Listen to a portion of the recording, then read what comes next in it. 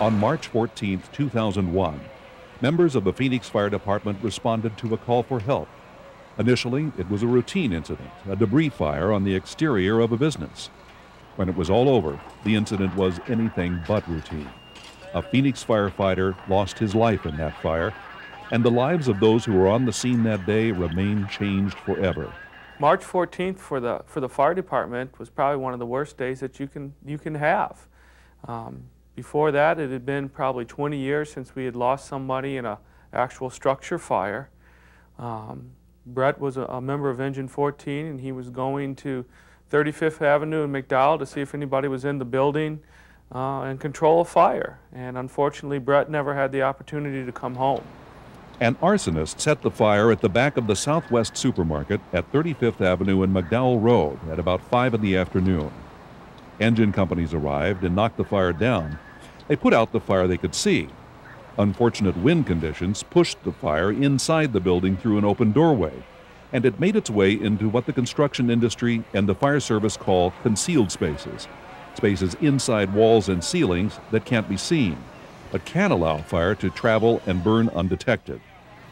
When more fire units arrived, they proceeded to evacuate the buildings and look for more fire. Very little smoke when Engine 14 first went in there. They got an all clear where that means that they saw that nobody was in the building within 30 seconds. So you could see that they went right down each row, and they could see all the way to the back of the grocery store. By the time the fire showed itself again, it had grown. The fire had spread in those concealed spaces across the span of the roof of the 27,000 square foot supermarket. Firefighters inside the store found visible fire in a storage room to the rear and were fighting to put it out, but didn't know how bad the fire was above them. Firefighter Brett Tarver from Engine 14 was inside the burning building with the rest of his 4-person crew, trying to get control of the fire, when he realized he was running low on air. The captain of his crew ordered them all to leave the building together immediately. Brett Tarver started toward the exit in the zero visibility conditions. He never came out. Minutes later, Brett declared a mayday over the fire department radio system. It is a very rarely used and very serious term used by a firefighter in distress. He said he was out of air and breathing smoke. He couldn't find his way out. A rapid intervention rescue team was sent into the burning building to rescue firefighter Tarver. The conditions inside were horrible. By the time we started to enter, I would say about 2 feet inside the door, it was just total blackness. You couldn't see anything. The contents of the store shelves had toppled to the ground. The heat from the flames was intense, and the smoke was blinding. 2 feet inside the door, I can't see a thing. And supermarkets all are different. They've got counters and customer service booths and produce aisles with things in the middle of those. So I really didn't know exactly how it was laid out.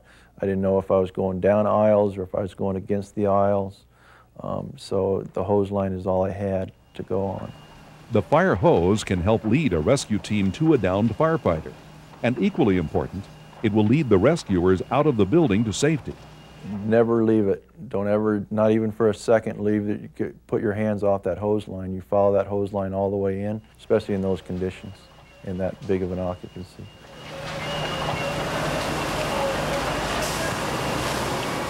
It would be at least stretching the truth if I were to say that day our emotions weren't stressed to the max. I've been on fire grounds where people have gotten lost before. I've been on fire grounds where firefighters have gotten in trouble. I have never been on a firefighter or on a fire ground where we've had a firefighter in trouble and we send firefighters in to help that firefighter and they get in trouble. That was a unique experience for us. The rescue effort was nothing short of heroic. Many fellow firefighters risked their lives to save him, their co-worker, and their friend. Brett Tarver was removed from the burning building and taken to a hospital. Life-saving efforts at the scene and the hospital were unsuccessful. The Phoenix Fire Department had lost one of its own. What happened next was something appropriately called recovery. The department wanted to know as much as it could about the incident in order to prevent anything like it from happening again. It launched an investigation, and it held a mirror in front of itself to see what, if anything, needed to be changed to protect the lives of its people. And its philosophy is to make any tragic loss of this kind the last. And the way to do that is to learn from the experience. The next morning, the senior staff, and specifically Chief Brunacini, went to the site. We had to break the fire chief's heart by telling him this is where we lost one of our own. He made a decision that we would take all of our crews through that fire within the next 3 days. That was done. Every member of the Phoenix Fire Department, as well as surrounding cities, went through that building within the next 3 days. We began to recreate what had happened. Nothing was hidden about the incident.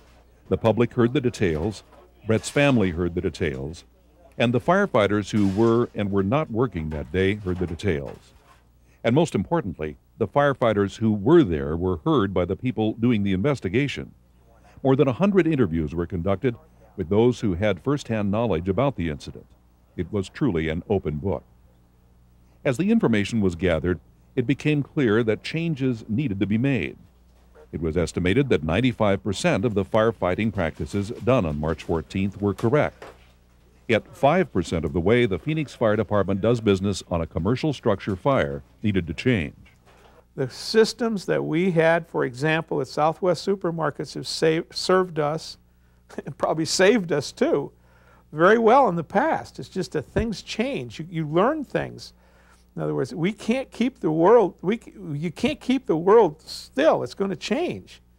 And what causes organizations to become sort of dull and then mediocre and then obsolete and then ineffective is that they stop looking outside the system and they stop saying, how do we match what's going on today and not throw the baby out with the bath?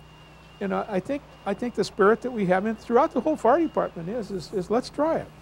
We try something and it works, we keep doing it. If it doesn't work, we try something else. We go back to what worked before. I mean, it's really not very complicated. What the department learned is that it needed to spend more time doing drills in real buildings that more closely simulate the hazards of large commercial structures. Fortunately for the citizens, the department's members don't get many opportunities to fight fires in large buildings. They get a lot of opportunities to attack fires in homes and other small structures, but the firefighting tactics can be vastly different from a bowling alley or a movie theater.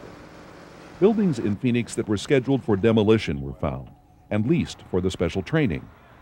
The scenarios were the same at each location: to rescue lost firefighters who were low on air. Engine 1 on the scene of a medium-sized structure with a working fire on the east side. Engine 1 is laying a line to the east, taking a hand line in for search and rescue and fire attack. Engine 1 is assuming command and offensive strategy. 2 firefighters were placed inside the buildings. One was conscious and the other was not. They called a mayday on the radio saying they were lost inside the burning building. What's your location? We're off the same structure, so our partner's down. I can't my brother down. We're both way out of here. We lost. A rescue crew outside was immediately mobilized and sent in to find the lost firefighters. Over the course of the year following the 35th Avenue incident, more than 200 drills were conducted. Firefighters from fire departments all over the valley participated. Firefighters who experienced the drill now completely understood how difficult it was to get Brett Tarver out of that supermarket. I've had a lot of people come up to me and say, you know, I really know now what you went through. It was dark. On the drills, we actually blacked out their masks. And we made it really tough. They had to go up over a lot of items, use the rescue loops, you know, stay on the hose lines. And I think we all realize now what a difficult job it's going to be if one of us gets lost. We always thought in the past that there was safety in twos, that if you sent 2 people in together, that one of them would always be able to take care of the other one. That's not true. I hear a pass to the back this way. Say again, Jimmy? I hear a pass to the back this way. Okay, well, all right, let me get Tim one and we'll go that way. It was a storage room in a grocery store that all the product had fallen on the floor. We had to lift a 300-pound man, or 260 pounds plus his gear, up off the ground and carry him out, and that just didn't happen. It really takes about 12, we found out it takes about 12 firefighters to rescue every one firefighter that's down. I think that we've, through our training, have more or less proven that the old school of thought that if you and I go into a building together and you go down, that I can pull you out. That simply is not true. And as far as I know, that has never been written before March 14th. He's headed to treatment, and you have located Rivera, and your package him up right now. It's a really interesting phenomenon that firefighters will, when everybody's running out of a burning building, firefighters are running in. Well, that's the kind of people we hire, and that's what we train them to do. I mean, that's the gist of what we're about, is going into burning buildings and hostile environment.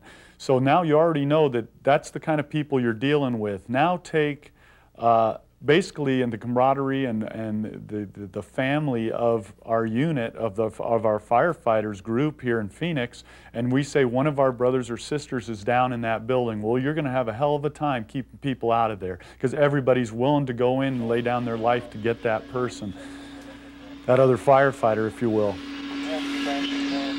It's not acceptable to die on a fire.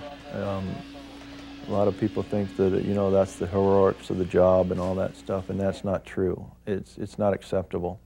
I didn't come on this job to die on the job. I want to retire. I want to be just like any other citizen out there that, you know, enjoys his retirement. We risk our lives, you know, to save lives, but we don't risk it all to save property or something that's already dead. Brett was talking on the radio. I'm going to do everything that I can to get him out of there. And I feel personally that I did everything I could to get him out. It just didn't happen. But it's not acceptable to die on the job, no.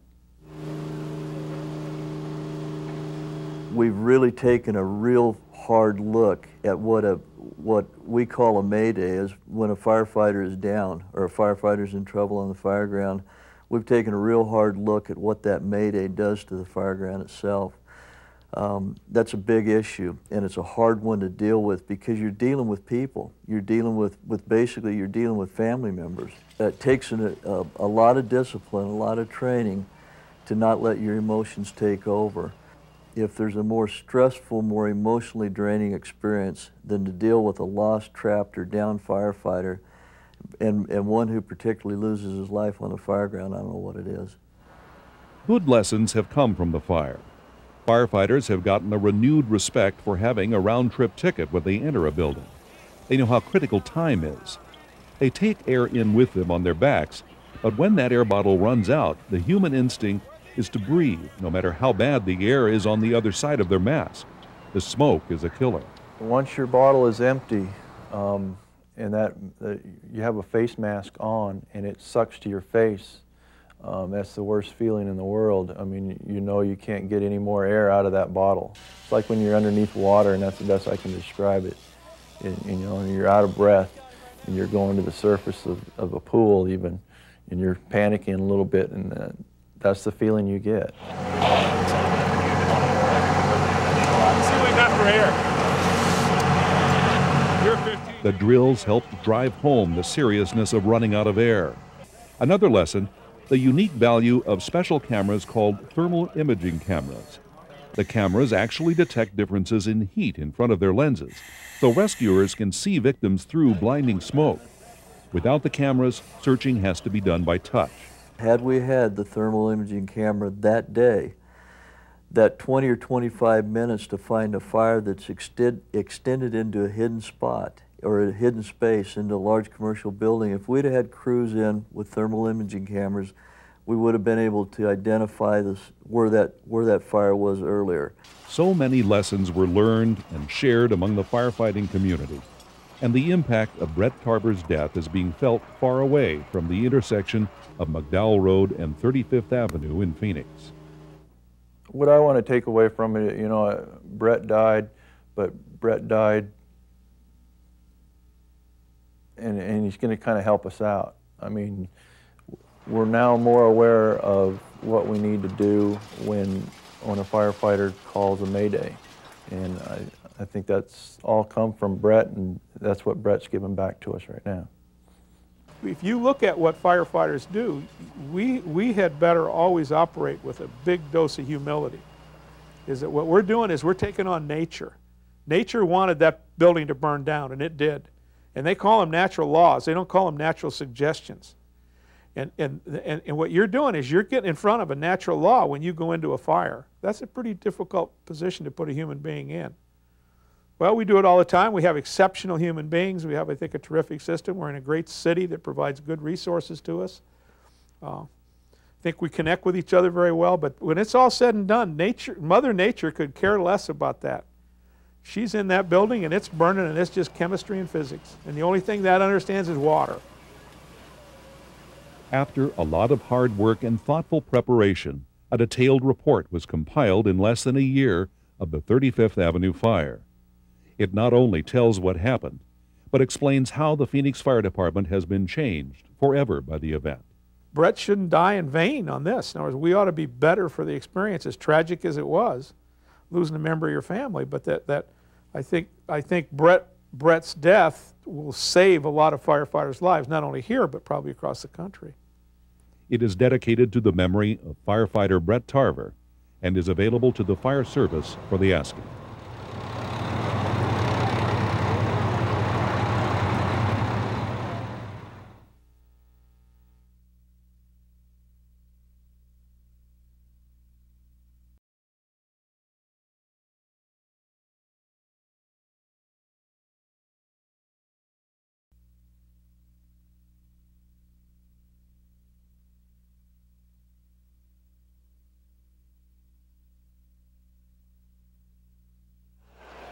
So I went out and got me a job at Swenson's Ice Cream. For those of you who have listened to me talk over the last 25 years, that was my first big boy job. Sweeping floors at Swenson's Ice Cream. Started off one Saturday, got hired, worked 10 hours that day. My dad called me at the end of the day, "Where you been, son?" "Dad, I got me a job. I'm sweeping floors at Swenson's Ice Cream." "Come on downstairs, son. Let me show you the best way to sweep a floor." Everything's a system. There's a lot of ways to do it. There's always a better way. There's always a best way.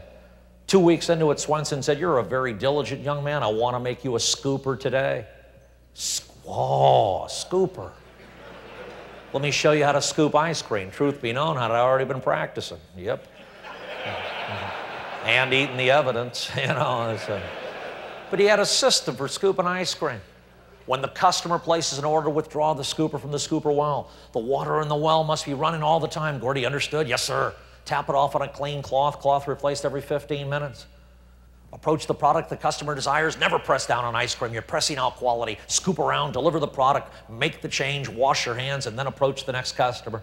That was Swenson's system on scooping ice cream. I'll give you a hint, if he caught you deviating from the system. If he caught you waiting on a customer without washing your hands first, you got fired. Not back to sweeper, you got fired. Stop by your local today, walk in. They don't have dedicated sweepers anymore. They got one kid standing behind the counter, they're sweeping floors. You come walking in. "Can I help you?" No. 10 years ago, I'd have the two kids in the truck. "Who in this truck wants an ice cream cone?" "Yay, Daddy, we love ice cream." 10 years later, "Who in this truck wants an ice cream cone?" "You go in first, Dad, because there's a high probability they're going to piss you off, and we won't be eating here anyhow." Whenever I look at something going bad, I ask, were there systems in place? Were they up to date? Were they being implemented? Systems. Systems. This all leads up to this whole concept of making decisions on high consequence, low probability events, or what I like to call high risk, low frequency. Why is this so critical? Why is this so critical to you in the fire service? This is important stuff. Important stuff. And if you're fading in, fading out of the lecture, fade in here for a second. It works. I'll do it this way. I'll do what I want to do. Here's your fire department. Not to scale. Fire department's got all sorts of different divisions and bureaus and units, and every division, bureau, and unit's a series of separate, distinct Oh, what the hell? Oh, okay, screw with the cop, huh? Don't think I ain't got reciprocity with Arizona DPS. You get out of here. Beep, beep, beep, beep, beep, beep. Whoa, there we go. There's your job description. There's the fire department, there's the unit you're in, there's your job description. And every job description is a series of separate and distinct incidents. Things we do. Things we do. And boy, I'm telling you, your job is complex. This ain't making ice cream where there's 10 things to do, or selling commercial real estate where there's 100 things to do, or working at Nordstrom where there's 1,000 things to do. Your job is complex. Hundreds of thousands of different things that we have to be able to do, that you have to be able to do, all with one singular goal. Whatever you're doing, get it done right. Doing things right. If you're driving a truck, do it right. If you're backing a truck up, do it right. If you're fighting a fire, do it right. If you're giving EMS services, do it right. If you're doing a performance evaluation, do it right, do it right, do it right. When we do things right, ladies and gentlemen, and we throw in a little bit of common sense, we got personnel safety. We throw in a little bit of incident documentation, we got the elimination of liability. We throw in a little bit of dignity and respect, we got customer service. Doing things right's the key. And the good news for you is most of what you do ends up going right. Did you ever think about that? Most of what you do, in spite of the extremely complex nature of your job, you end up doing right. My hat's off to you, ladies and gentlemen. In spite of the complex nature of the job, most of what you do right. There's a reason why. Every one of these incidents that you get involved in can be put into one of these 4 boxes. You know, this is important stuff. This is the classic risk frequency analysis. Risk and frequency. By the end of my little talk here today, I want this prominent in your mind. Some things you do in the fire service are what I call high-risk events. Definition: if they don't go right, the consequences in civil court, personal injury, organizational embarrassment are high. Some of what you do are called low-risk events. Definition: if it goes bad, the consequences are low. Some things you do a lot, high frequency. Some things you do rarely, low frequency. The risk frequency analysis. Firefighters get in trouble for 2 things, folks. Intentional misconduct, that happens, but it's rare. Most of what gets us in trouble, gets you in trouble, are mistakes. Study the consequences. Study the consequences. Mistakes happen. Where do mistakes happen? Very rarely do you end up in trouble on high-frequency events. High-frequency events, things you do all the time, generally don't cause you problems. Why? Because of a wonderful tool known as RPDM, Recognition Prime Decision Making. Recognition Prime Decision Making. And you can read all the books out there that are on neuro-linguistic programming, and my doctor friends out here in the audience hopefully will be able to back me up on this. But there's all sorts of studies about how do we think things through, and a lot of these were done back in the 50s and 60s, and a lot of these studies involve fire departments. And they came up with this concept of RPDM, Recognition Prime Decision Making. Your brain is this massive hard drive loaded with information, billions of gigabytes of data stored in this massive hard drive, and when you get involved in any incident, the brain scans it, beep, beep, beep, beep, beep, beep, beep, looks for a match in the already existing hard drive, finds the match, and automatically directs behavior based on past behavior that ended up with a successful result. That's RPDM. It works. It works. When mistakes occur, folks, they're over here on the low frequency events.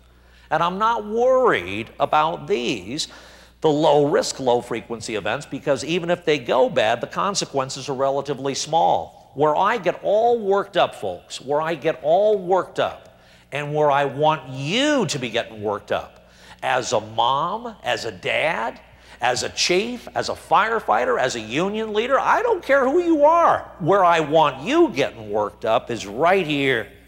High risk, low frequency events.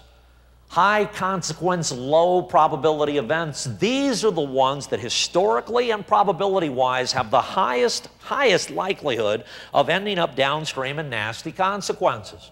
High risk, low frequency events. It's how JFK Jr. died. Flying at night in the fog with 170 hours of flight time, high risk, low frequency. It's how Boulder PD screwed up the JonBenet Ramsey case. Bad cops? Hell no, those are good cops up there. They got involved in an incident called a child homicide. High risk, low frequency. Who dies fighting wildland fires? Take a look at the numbers, folks. Statistically, probability-wise, you would think that career wildland firefighters, who represent most of the people on the fire ground, would end up being the high numbers. No. It's the municipals, the seasonals, and the volunteers. Bad people? Nope. Good people. Low frequency. Low frequency. And by the way, if the United States Forest Service came to downtown Phoenix to fight a high-rise fire, would they end up getting hurt? Why? Bad people? No, good people. High risk, low frequency. Every place I go, people are bad-mouthing Seattle PD. Every place I go, people are bad-mouthing Seattle. Gordy, is Seattle PD the most screwed up police department in the whole world? No, they're pretty good. Gordy, they butchered the WTO riots. That's because their idiot mayor was not looking at riots through one of these 4 boxes. Riots for Seattle are right here. High risk, low frequency. That's why they got their ass kicked. High risk, low frequency. At the end of the riots, they had this little anorexic anarchist from PETA waving his little PETA flag around. Yeah, we just kicked Seattle PD's ass, and now we're coming to LA in August for the Democratic National Convention, and we're going to kick LAPD's ass too. Riots for LAPD are high risk, but they're also high frequency. They started a dozen in the last 2 years. They know how to do that. It's all risk and frequency. When you get involved in something like this up here, please, I want you to get this chart indelibly imprinted over your left eye, just like this. And when you're playing on the high frequency side, no worries. When you're on the low risk side, no worries. High frequency, no worries. Low risk, no worries. When your eye gets stuck up here, beep, beep, beep, beep, beep, high risk, low frequency, I want the bells of St. Mary going off in your head. This is the incident that's got the highest probability of causing you grief. Why? Because your hard drive is empty, ladies and gentlemen. It's high risk, low frequency. I practice what I preach. I got off an airplane in December back in Denver. Where's my flight to Grand Junction? Sorry, Mr. Graham, all flights to Grand Junction have been canceled. Severe weather in the area. Severe weather, 0 visibility, icing conditions. We see you're a frequent flyer with United. Here's a Hertz rental car voucher. You can drive there.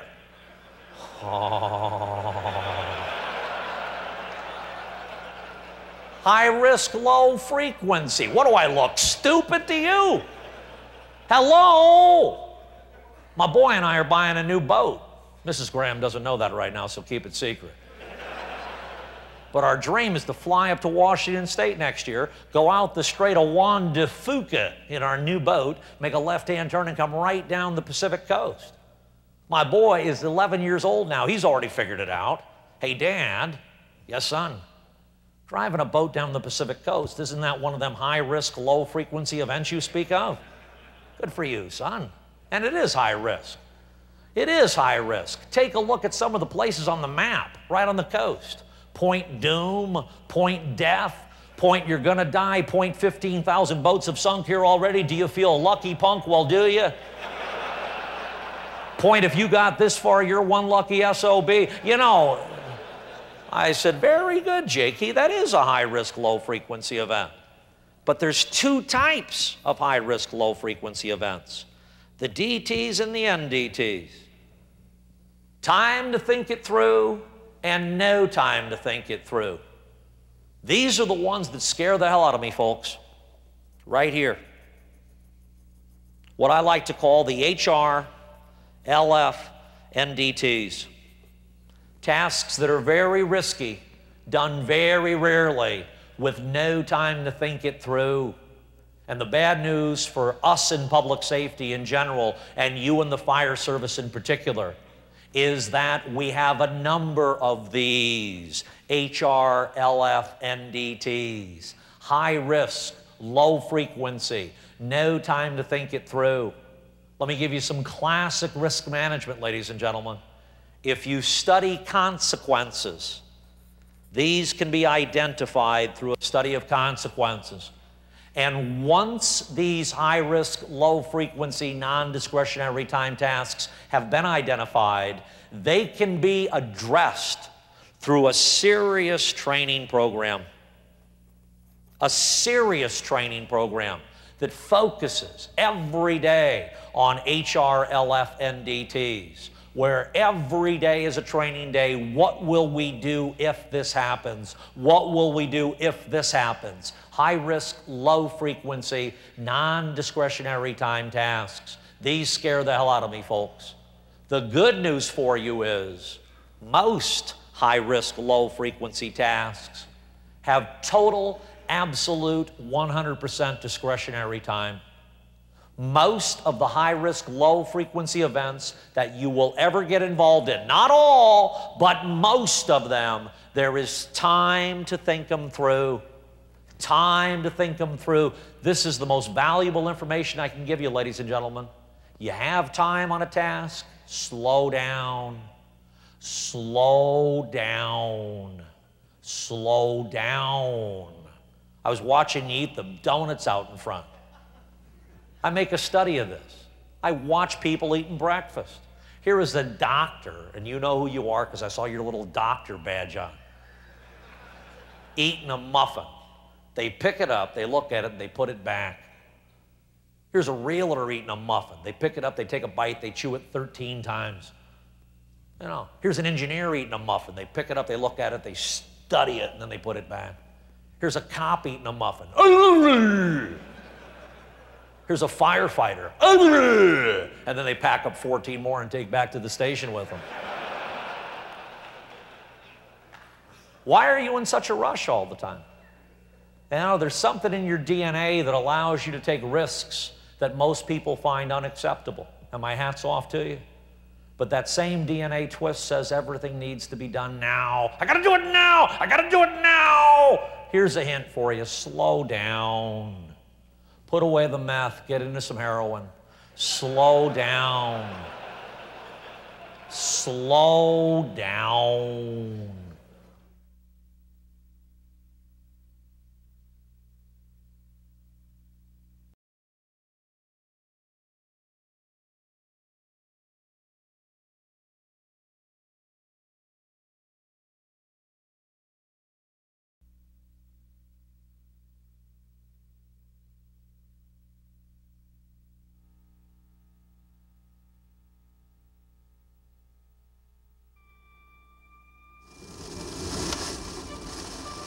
Every fire has the potential to be a killer.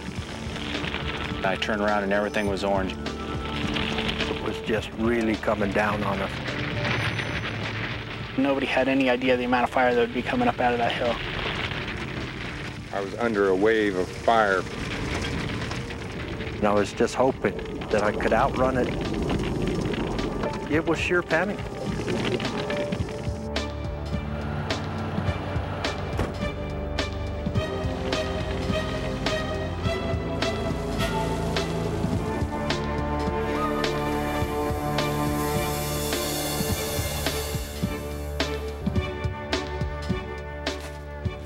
This one was so small, it didn't even appear fun. It was just basically going to be a little 2-hour chore and back to the work center. And it was a day much like today. Timber Weller, a Florida firefighter, was in his work center when a call came in.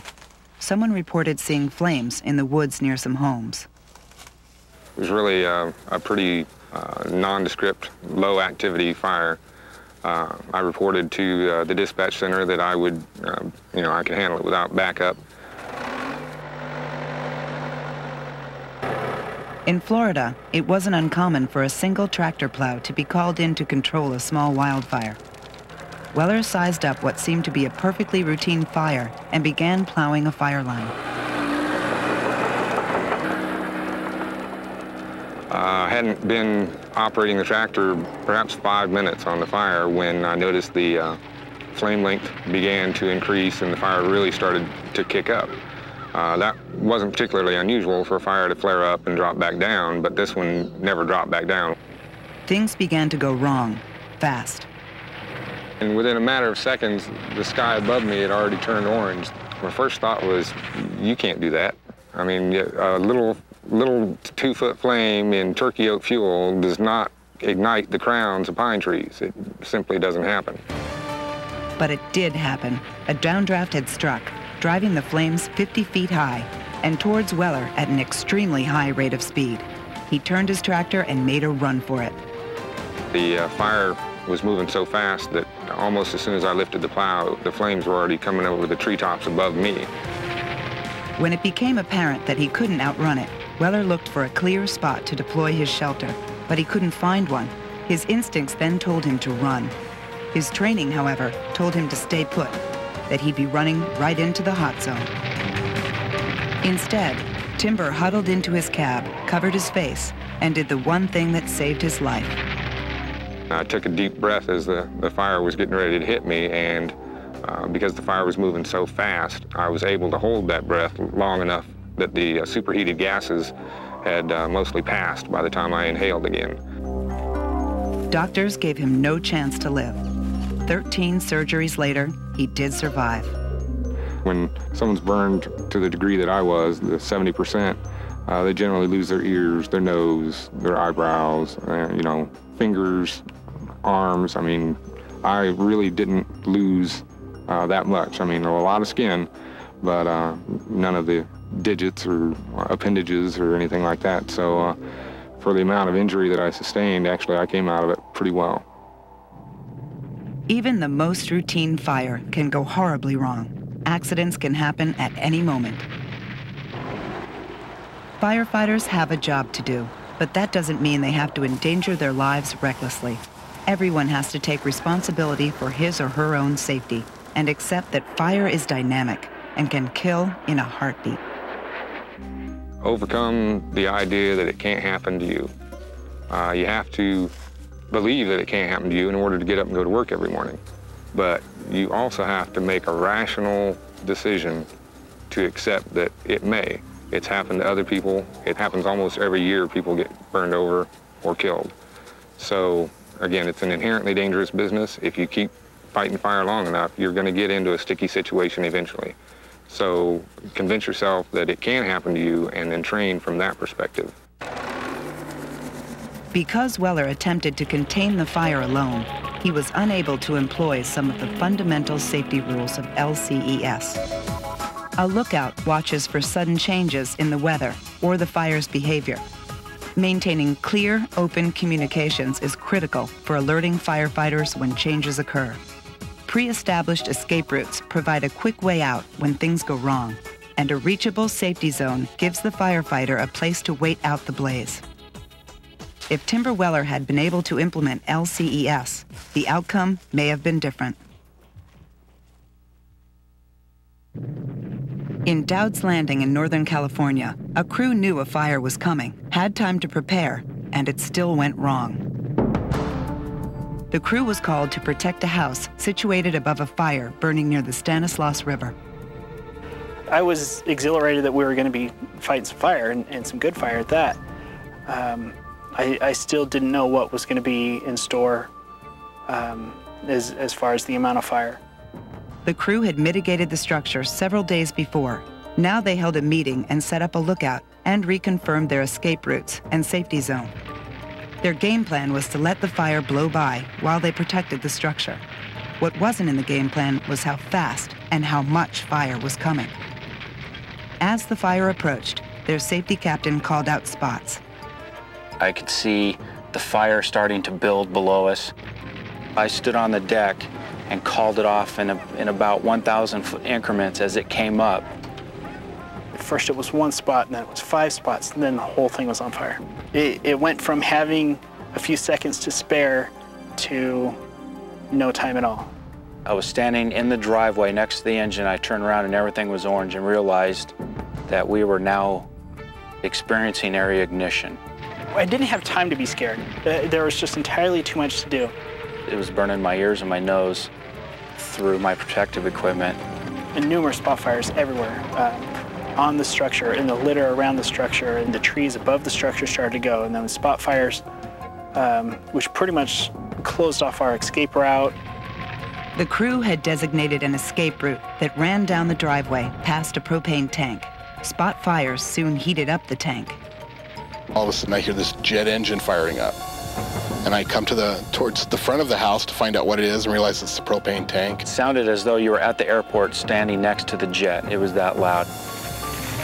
The propane tank began venting its gas, shooting flames high into the air. Their escape route was blocked. Propane tanks are just one of many man-made hazards that complicate work in the interface and must be figured into safety decision-making. Electrical power lines might fall during a fire and also block escape routes, or ignite engines parked beneath them. Common residential materials like vinyl siding and tar roofing, and everyday chemicals such as pesticides, can generate highly toxic smoke if involved in a fire.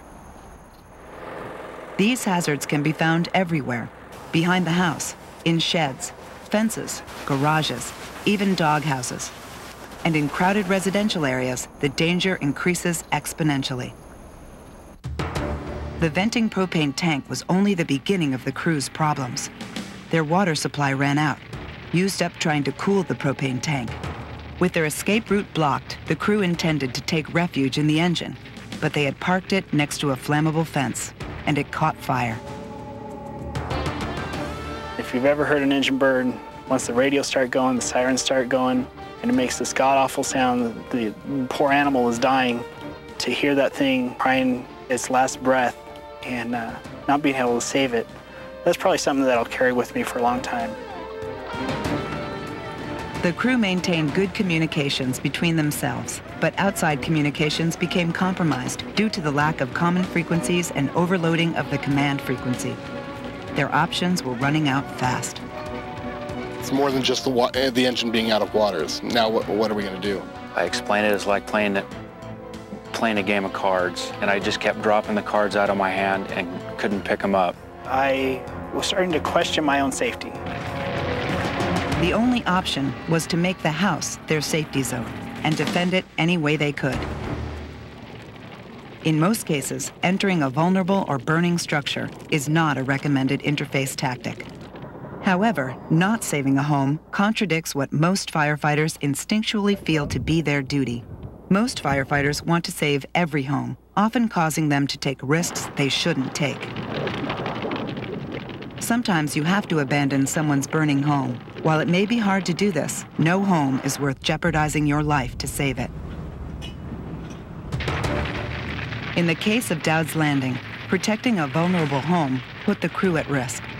Ironically, the structure became their last-ditch safety zone.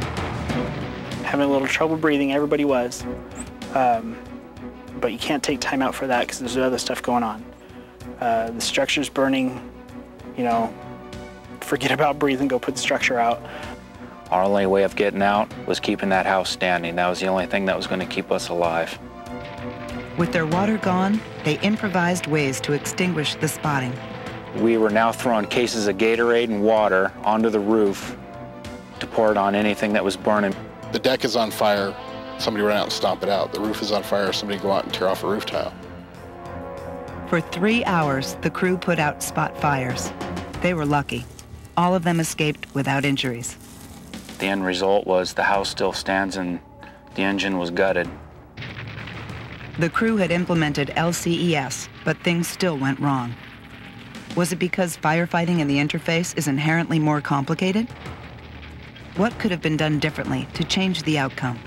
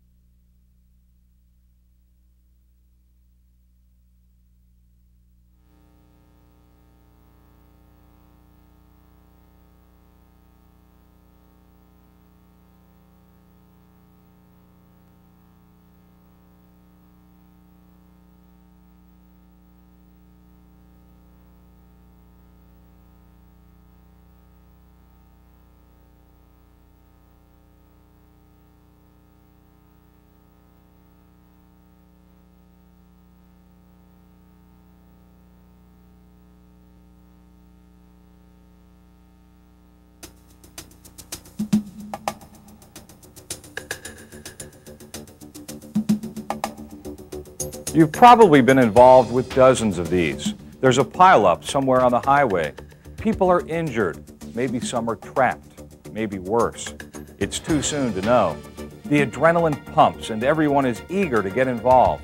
It's a large part of why you joined the service in the first place. You've trained, you're ready, and you want to help. It's all very familiar. Problem is, it doesn't always wind up with a happy ending, with someone patting everybody on the back saying, "Good job."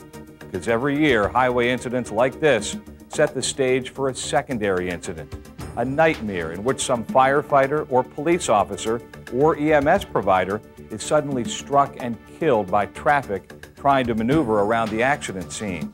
Instead of being a part of the solution, emergency service personnel suddenly are part of the problem and maybe a statistic.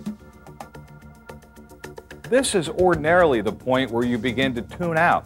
No problem, it can't happen here, it won't happen to me, we're careful, we do it right. Anyway, it's always the other guy. But consider this, for every other person in the world, you are the other guy. I know, you're still not convinced. So let me introduce you to a few folks who used to hold that same sense of being invincible until nonchalance turned into tragedy. The story, as I've told it many times, involved a routine accident response on a rainy afternoon where there was a fairly significant downpour that came through the area, and as a result a car had spun off the turnpike going in the westbound lanes, and a passerby had called 911 and reported that there had been an accident on the Pennsylvania Turnpike just west of the Downingtown interchange. Lady had, she had spun out in the water down over a ravine or in a little ditch, apparently broke her ankle. It was raining, so I didn't even get out of the truck. I sat in my truck, and there was a guy with me. He went over, verified the information, and then I radioed, giving the ambulance and stuff instructions what to do.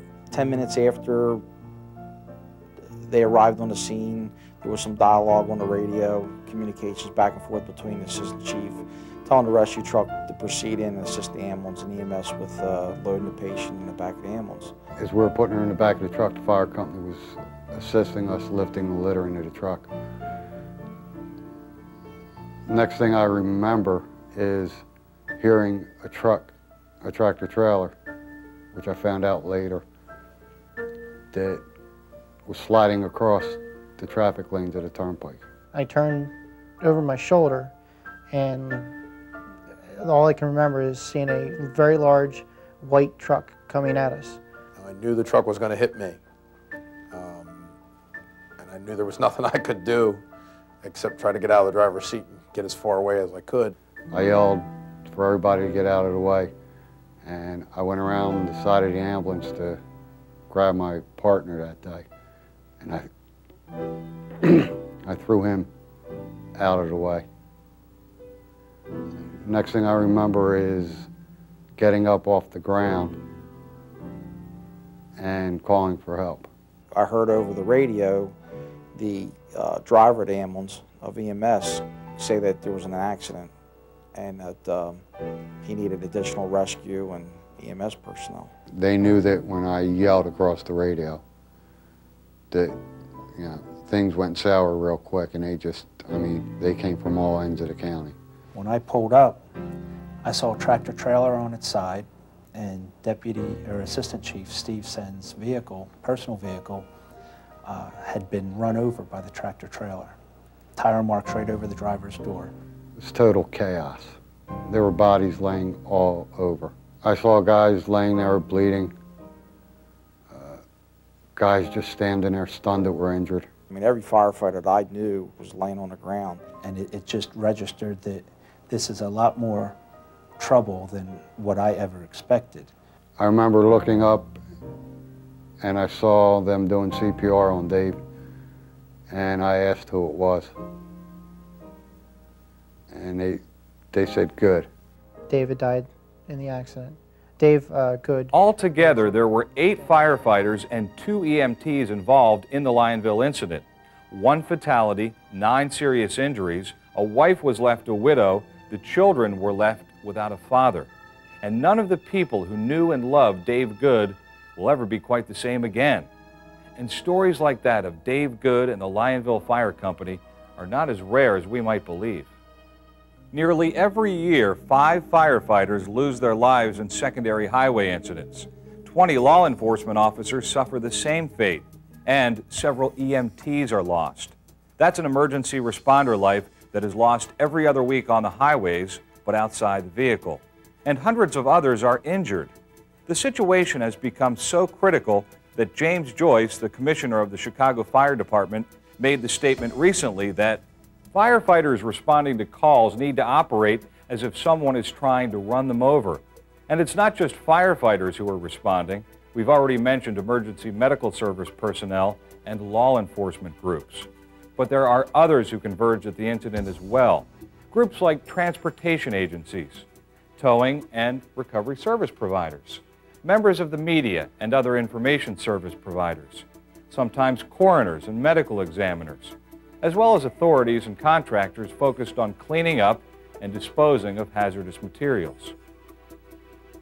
When the call comes in, they all set out for a particular destination that's already been the site for an accident.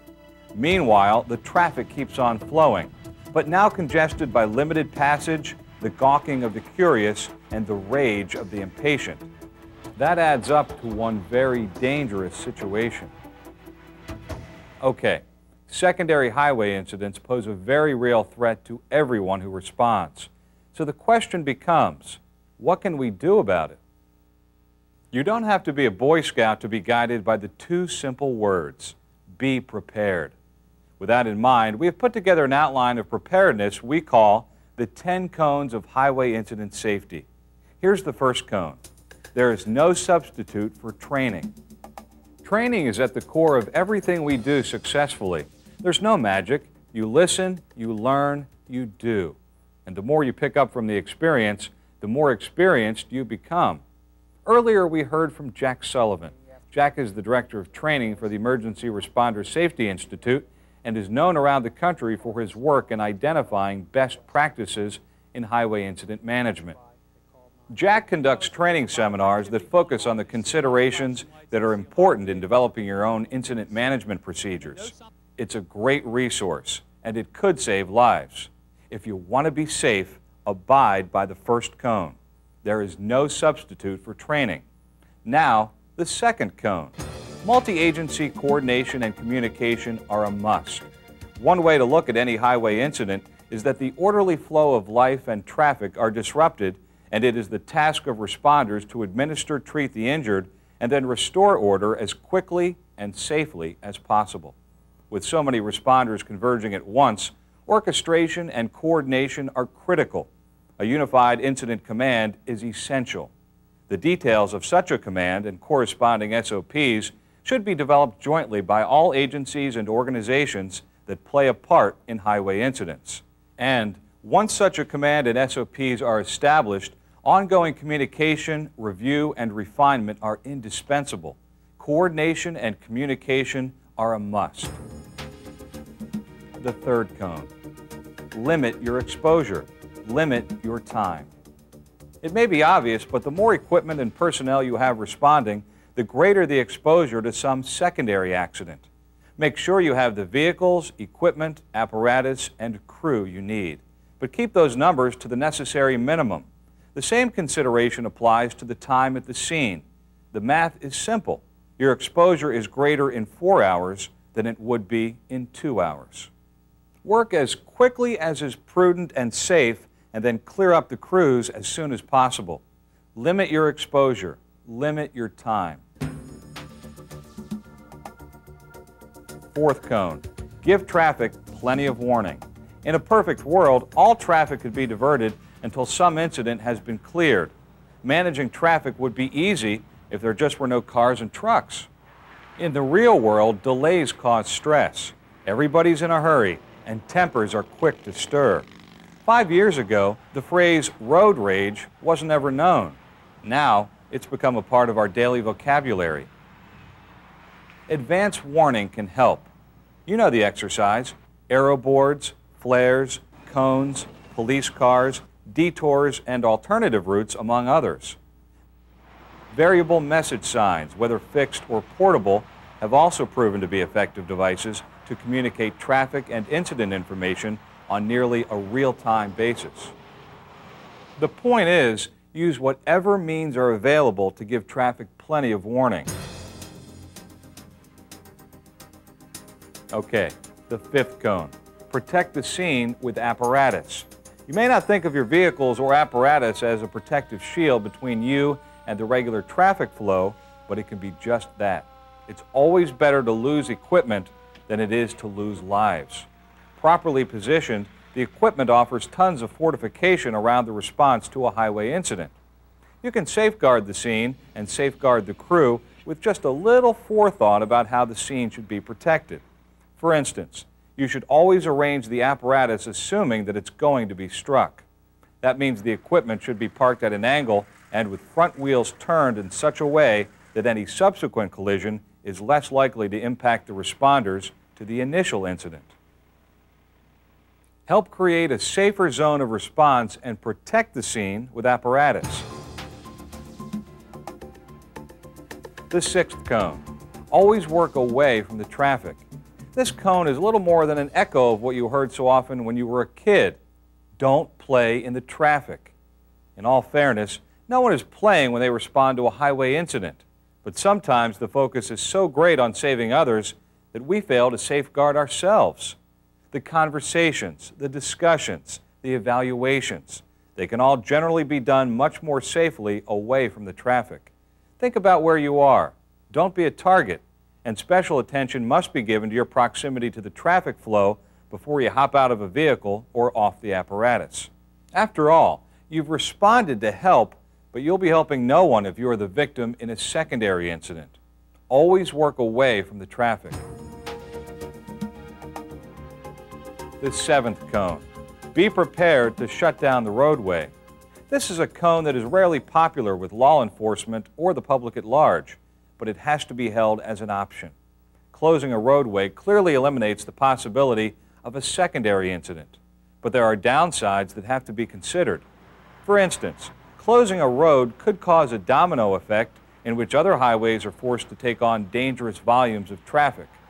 Then there's the concern about detours taking the flow of cars and trucks through residential areas, areas of low bridges, or past schools, or by hospitals, where the potential threat may be greater than the inconvenience at the location of the initial incident.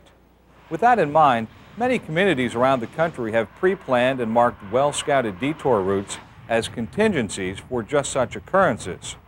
Anticipate the possibilities and be prepared to shut down the roadway. The eighth cone. Be seen and not hurt. There used to be a presumption that the more lights, the better. But we've all become a bit more enlightened than that over time. There's evidence that a spectacle of flashing multicolored lights can be blinding to safe drivers and a deadly attraction to those impaired by drugs, alcohol, or sleepiness.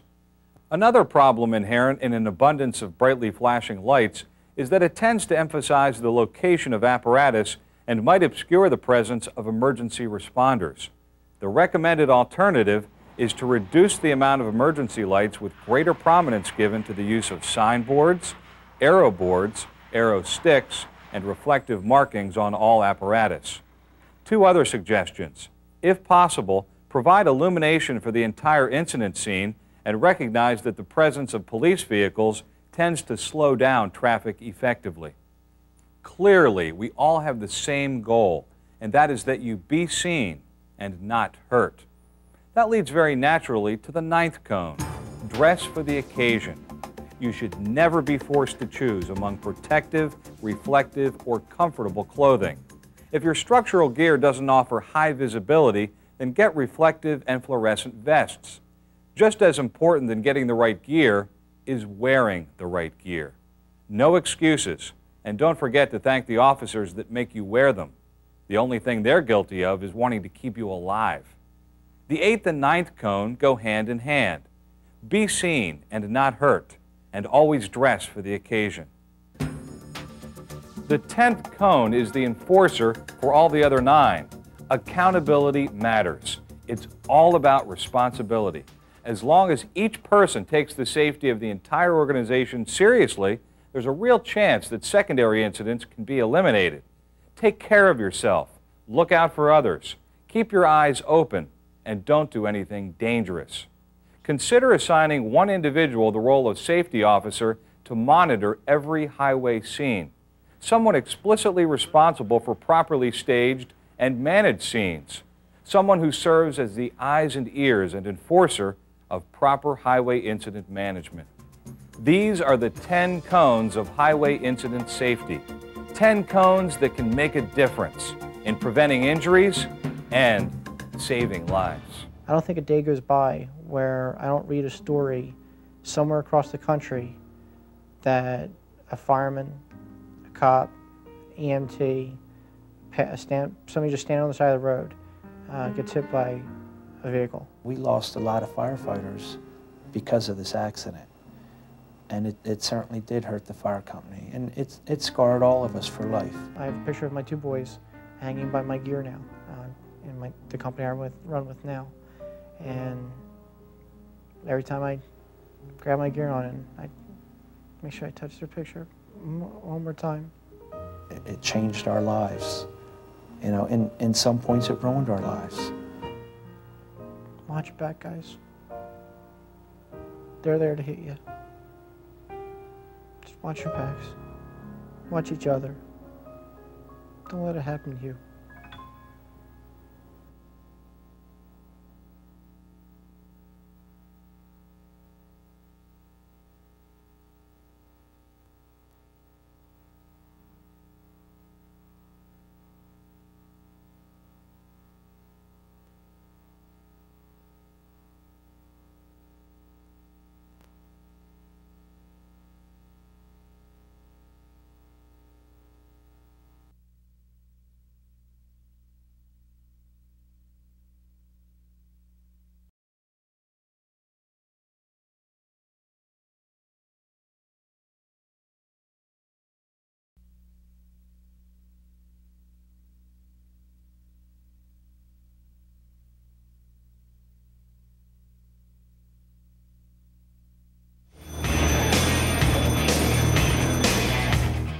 Fire department? Hey, listen, I got a fire. I'm trying to put it out with a fire extinguisher, but the smoke is what is on fire? I don't know. It's in my back office. Okay, I've got some help on the way. 2214 East Washington. Hurry. What you need to do is get out of the structure. There's a lot of smoke in here right now. You need to get out of the structure. We're on the way. Okay. Rescue 16 to alarm. Rescue 16. On the scene of a large warehouse, we have a working fire. Just balance this out to a first alarm. Passing command to the next arriving engine. Copy, you're on scene of a large warehouse working fire. You want to balance to the first alarm. You're passing command to the next arriving unit. Coming over the bridge there, 20th Street. Once we get down to Jefferson there, we noticed there was smoke showing. As soon as we pulled down right into Jefferson, you can see it started venting itself. Right away, I said, I told the engine it's going. We're going to need to call for some help. I said, Rescue 16's on the scene, so I pulled up. Told them we have a large warehouse, we have a working fire. Give me the balance of a first alarm. I passed command to the next arriving engine company, which was 11. Russian level, you guys take a plug for us. Engine on the scene, we're going to go ahead and assume command. We do have a large warehouse. Was that engine 16 assuming command? We're going to take it in with a 2-inch. Engine 11 will assume command. Copy, engine 11 assuming command. Engine 11 will be southside accountability. The initial report came in and we had a 2-in-1 assignment to structure fire. We pulled out of the station. We didn't see any smoke right away. We turned south on 24th Street. I'm on engine 11. We were running in with engine 16 and rescue 16. As we turned south on 24th Street, we looked over here and saw a pretty black column of smoke. I turned and told my crew that we were going to have a working fire. We're probably going to take in a big line. At that time, Rescue 16 reporter on the scene. They said that they do have heavy smoke conditions, and they balanced it out to a first alarm. On the scene, Larry gave his report. We had an obvious working fire. It was venting through the roof. Engine 11 pulled up, and Captain Major asked us to assist his crew in getting inside and helping them with the knockdown. I took command from them. There was no real assignments that they made. We went ahead. I gave the report that we were going to go ahead and lay in. I told my crew to take a 2-inch line in. At that time, ladder 11 came in behind us. I told ladder 11 to go to the west side of the building. Kachina Boats is over there. I knew they had a high dollar loss if it was going to go extremely defensive, to go ahead and set up the ladder pipe. I went in with Rescue 16, my crew, and also Rescue 11. We made basically a 2-prong attack with 2 lines, one directly to the west and one cutting off the building halfway and then also to the west.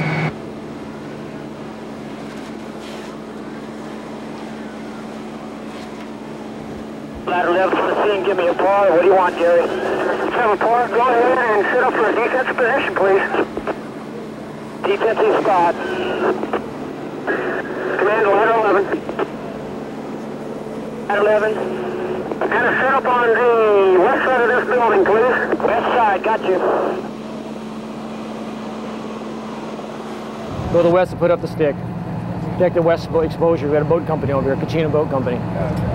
So we had to force entry in there, had some boats in the way. We had to get the gate unlocked, pull the gate back, and actually hand move some boats out of the way to get the ladder in off the road so we could put the stick Right up. away, I got with command, which was Gary on engine 11. I told him, we're here, what do you need us to do for you? He said, back my crew up. We grabbed the tools that we have on our rig. We backed up the crew. As soon as we mashed up and went in, we backed up their crew and found heavy smoke, heavy fire conditions. Our major concern was the exposure on the west side. It was a Kachina boat. We had quite a few boats along the edge. We had some molding over there. I guess it's fiberglass molds up against the building that was burning. So we want to get a line on that before we get it. We used a metal blade saw and cut this chain link fence in two so we could take extend a 2.5 over there with a gated Y. We did a horizontal standpipe. Ran one line in to protect the building and the boats, and then I went back and got a second high-rise pack, hooked onto it, and I grabbed the gentleman there at the boat company, civilians, and had them operate a line for a while on their own boat to protect their boats until we got some more firefighters on the scene. Engine 16 is east. 16.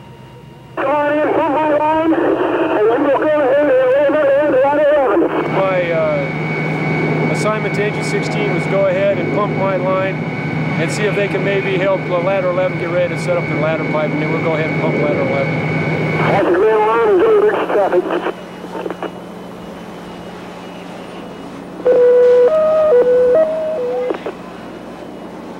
That's a clear to all units responding. We do have power lines on the west side of this building. Also, we have a hazardous exposure inside, please.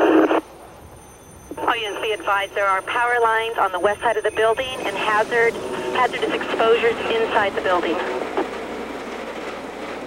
Traffic because of the report to me of hazardous chemicals and also electrical lines possibly down the back side of the building, which I knew possibly ladder 11 was heading in that direction. Tell you when to come in. Where do you go?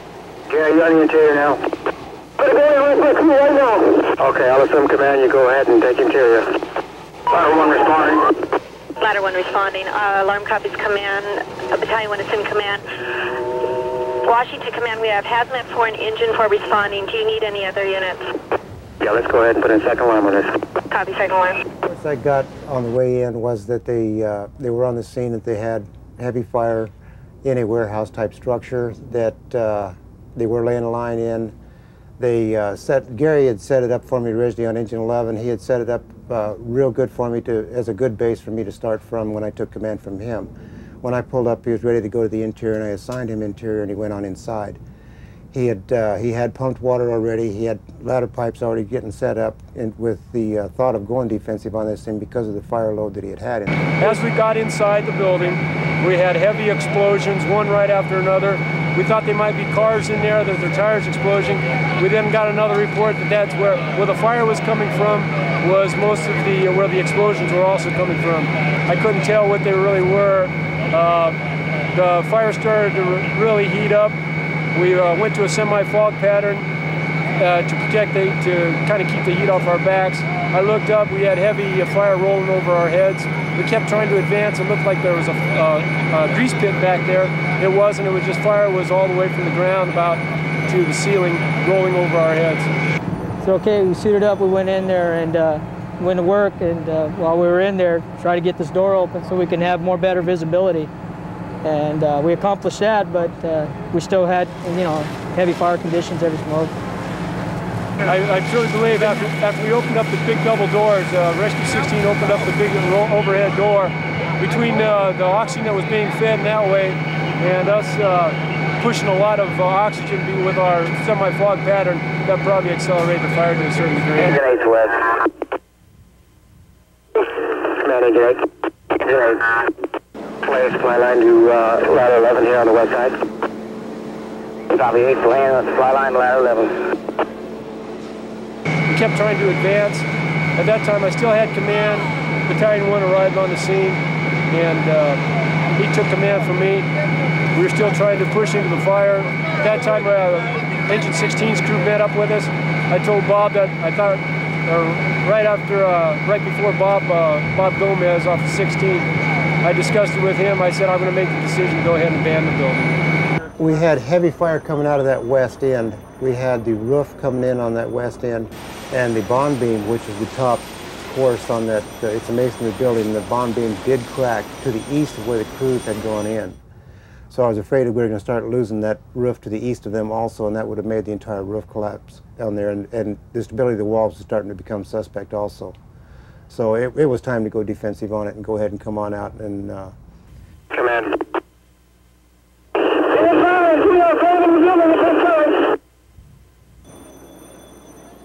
Okay, we got to abandon and go defensive on this thing.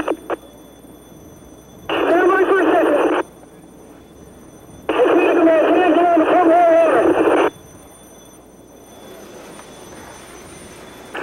Command alarm, emergency traffic.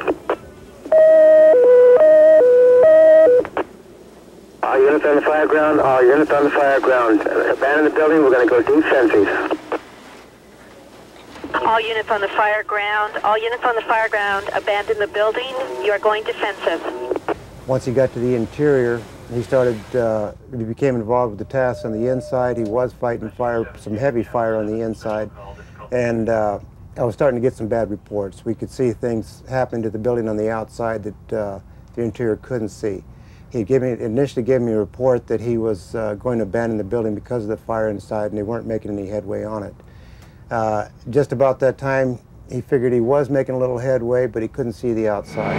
Shortly after I made a decision to abandon the building, we had a partial roof collapse, which, if you pan right inside that double door, that's what collapsed. That's basically where we were at.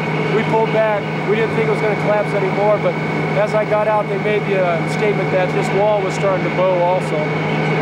I went to emergency traffic, tried to get everybody outside of the building, and I was not getting any response from the crews on the interior.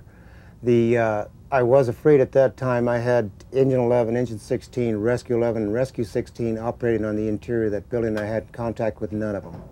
So at that point, I figured I had lost 12 people, or at least lost contact with them. That's when I started the RIC teams going in. Washington Command Line, we will be operating defensive mode. Copy, you will be operating defensive mode. Commander Interior, give me a par. Command to Engine 11, Interior.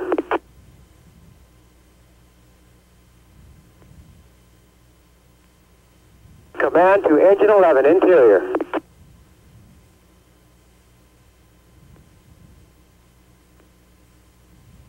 Command to 16.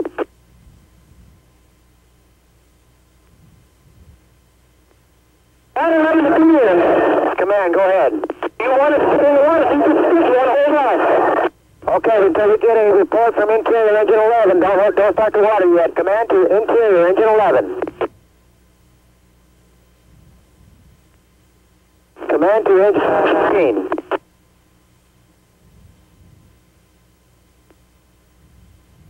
16. Command to Engine 8. Engine 8. Charlie, I'm going to make you Rick. We have lost contact with Engine 11. We're going to need somebody to go inside and try to find them. Copy. Engine Rick. Engine 11. I was third engine in. I was asked to lay a supply line to the ladder pipe, ladder 11, and then I was assigned as a RIC team. It could be a pretty boring position. You end up standing around watching everybody else work normally, but in this instance, he couldn't account for some crews, so we were assigned as a rapid intervention crew right away to go inside and find the teams that he couldn't get a hold of. The RIC teams, they saw their role right away. They knew what they were doing. I had tried numerous times to get in touch with the interior crews, and I wasn't getting no reply. So I had assumed, naturally I had to assume that somebody was down on the inside, so we went ahead and assigned the RICs, and they were going on the way in at the time that they did make contact with them, and everybody did get out. We were in the building probably anywhere between 7 to 9 minutes, and that's when the roof did collapse. It collapsed right after I gave the command to go ahead and abandon. So I might have been a foreteller of fortunes at that time. Also, at the time of the collapse, there was emergency traffic that was given by command to abandon the building. They were unable to get a hold of us. I tried to get my crew together, making sure that we had a par, and there was some confusion where there was a RIC crew that didn't come in, and I was happy to see the RIC crew due to the fact that we were kind of in a very untenable position to pull everybody out with just me alone. When I got here, the building was in the process of collapsing. The roof was collapsing. Major concerns were the people, I believe it was engine 16 and engine 11. They were the first crews on the scene. We were concerned about whether they had a par or not. And that was our first objective, is to make sure they were out of the building before we proceeded any further. Yeah, there was concern for the crews inside. He didn't get any contact from them, so I was assigned to go in and get pars from the crews inside. There was 2 engines and a rescue inside. That's 10 people. So he hadn't got pars for them and hadn't got any radio contact, so we were assigned to go in and get pars and get them out of the building. And how'd that go? Pretty smooth? Fine, fine. It just took a couple minutes. They were close enough to the front door where we could still see them inside, but we couldn't account for every head, so we had to get them all out. Command. Be advised, we have a par on engine 11 and engine 16. Okay, we have rescue 16, rescue 11 also. Rescue 11, rescue 16, stand by. Par on rescue 11. Ladder 4 to command. Command. And rescue 16 are out accounted for. Okay, we have a par on all units that were on the interior. That's affirmative. They came out on the outside. Okay, command alarm. We do have a par on the fire ground. We're going to start defensive operations at this time. Let's go, ladder 11. Yes, I come over here and met with the captain on engine 8, Charlie Dote, and he was the RIC team on site, and confirmed with him where they were. They weren't out at that time. We waited a few seconds, did a couple of looks, and they were exiting the building at that time, and we did have a par of 16, 11, and both rescues that went in with them. Yeah, after a while, once we were in there, we had another engine crew come in and actually advised us, that we needed to pull back and go defensive. And it was tough to do because, felt like we had a handle on it, but, I guess it was just going to the point where the roof was going to come down and they didn't want to take any chances. Let people behind me letting me know that we needed to get out, and I needed to let Gary, Major in front of me, let them know that we needed to get out because the building was going to come down. It was starting to collapse. The roof was kind of caving in, and that was it. We pulled out and started pulling the hand lines out. At the point that when I was sending them people in, the building was iffy. It was a marginal point right there. And what we were doing was just putting 8 more people in jeopardy, because I did assign 2 companies as a RIC to go in to try to find 12 people. Probably within 2 minutes. They started locating people, bringing them out, and once we got the word from the RIC teams inside that they were abandoning the building, finally that they did get that notification, they started coming out and started giving me pars. The only ones that we finally had to get a par from were Rescue 11 and Rescue 16 that went on another door. And that's another thing that the interior crews have to realize when they're assigned to a sector. They have to go in and come out at the same place, because that's just another way that we're going to lose crews on the fire scene. When we have to commit people to the inside to look for them, and they're already outside. The system reacted real well. The crews that I had signed to RIC knew their functions, knew their jobs, ready to go. They jumped right to it. They went right to the door. They were ready to go inside. They had lines. They were ready to go in and start pulling people out. Yes. Once they told me that they were starting to come out, and they did, everybody was accounted for, then we went ahead and got the ladder pipe started and put the fire out. That's basically what happened with it. Now, after the building collapsed, were there still people going inside? Was that a hard thing to manage, just keeping them out of there? Negative. They stayed out. We went defensive. Command indicated as soon as we got a par, he went defensive. He did a emergency traffic. We went defensive and started the pipes. The pipes did not start operating until we got a full par on the exterior of the building. They got out of the building when they needed to. They tried to make an aggressive interior attack and found that they couldn't do so. It was too much involvement with what little time and water they had at the time. And I think they all assembled and got a par real quick, and I think they got a good defensive knockdown.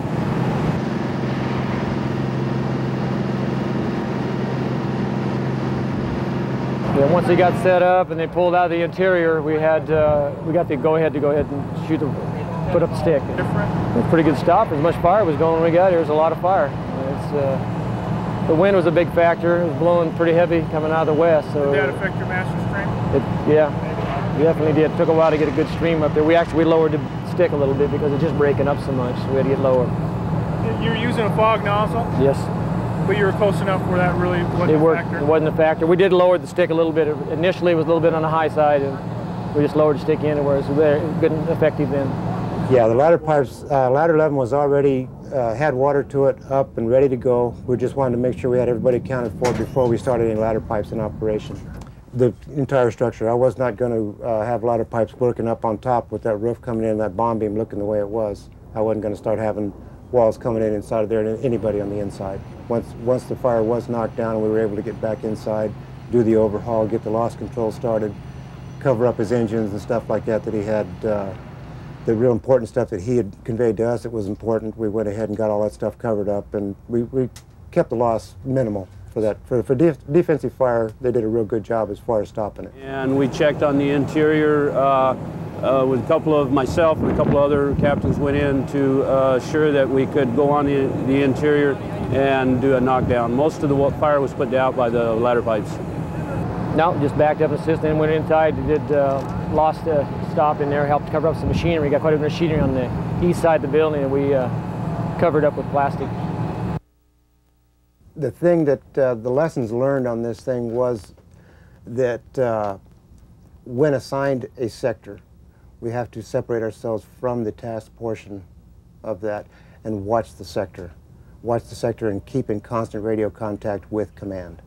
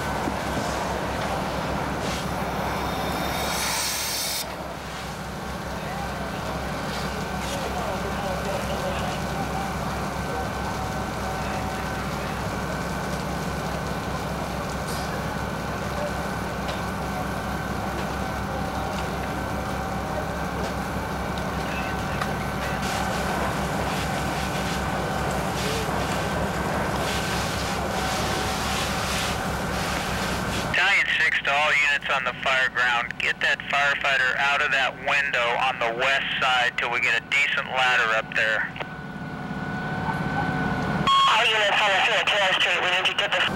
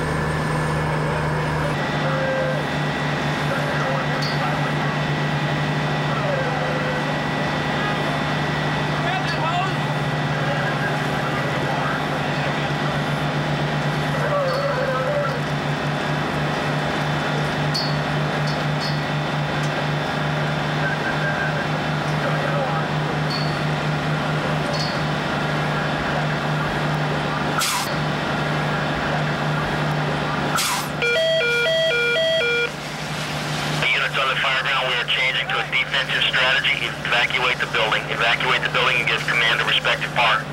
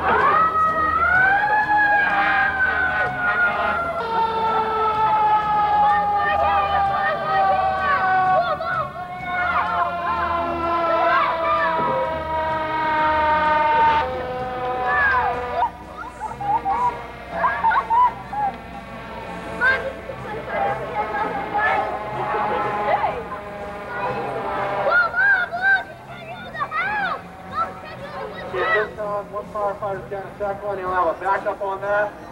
And then you'll have two other firefighters come around with a backup attack on. Look at that, the help! The help!